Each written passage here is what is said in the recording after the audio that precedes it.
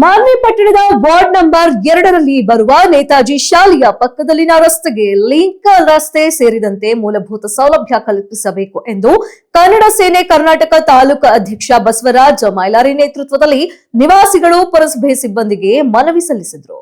ರಾಯಚೂರು ಜಿಲ್ಲೆಯ ಮಾನ್ವಿ ಪಟ್ಟಣದಲ್ಲಿ ದಿನಕ್ಕೊಂದು ಸಮಸ್ಯೆ ಇದ್ದು ವಾರ್ಡ್ ನಂಬರ್ 2ರ ನಿವಾಸಿಗಳು ಒಗ್ಗೂಡಿ ಮನವಿ ಮಾಡಿಕೊಳ್ಳುವುದೆಂದ್ರೆ ಗಾರ್ಡನ್ ನಿರ್ಮಾಣಕ್ಕೆ ನಮಗೆ ಯಾವುದೇ ತೊಂದರೆ ಇಲ್ಲ, ಆದ್ರೆ ಸಾರ್ವಜನಿಕರು ತಿರುಗಾಡಬೇಕಾದ್ರೆ ಬಲು ತೊಂದರೆಯಾಗುತ್ತದೆ ಎಂದರು. ಪುರಸಭೆ ಮುಖ್ಯಾಧಿಕಾರಿಯವರು ನಮ್ಮ ಮನವಿಯನ್ನ ಪುರಸ್ಕರಿಸಿ ನಮಗೆ ನ್ಯಾಯ ನೀಡುವ ಜೊತೆಗೆ ಲಿಂಕ್ ರಸ್ತೆ ನಿರ್ಮಿಸಬೇಕು.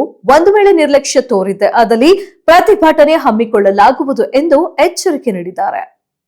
ಥರ್ಡ್ ಒನ್, ಶಾಲೆಯಿಂದ ಇಬ್ಬರ ಮಕ್ಕಳ ಅಪಹರಣವಾಗಿದೆ. ಕಾರ್ಯಕ್ರಮ ಬಂದಾಗ ವಿಷಯ ಬಗ್ಗೆ ವಾರ್ಡ್ ನಂಬರ್ ನಿವಾಸಿಗಳನ್ನು ಅವರ ಗಮನಕ್ಕೆ ಸ್ಪಂದಿಸಿದ ಸಂಬಂಧಪಟ್ಟಂತ ಅಧಿಕಾರಿಗಳಿಗೆ ಹೇಳುತ್ತಾ ಎಂದು ಆಶ್ವಾಸನ. ಆದರೆ ಇದುವರೆಗೂ ಸಂಬಂಧಪಟ್ಟಂತ ಅಧಿಕಾರಿ ಹೇಳುತ್ತೇನೆ ಯಾವುದೇ ಕ್ರಮವನ್ನು ಕೈಗೊಳ್ಳಲು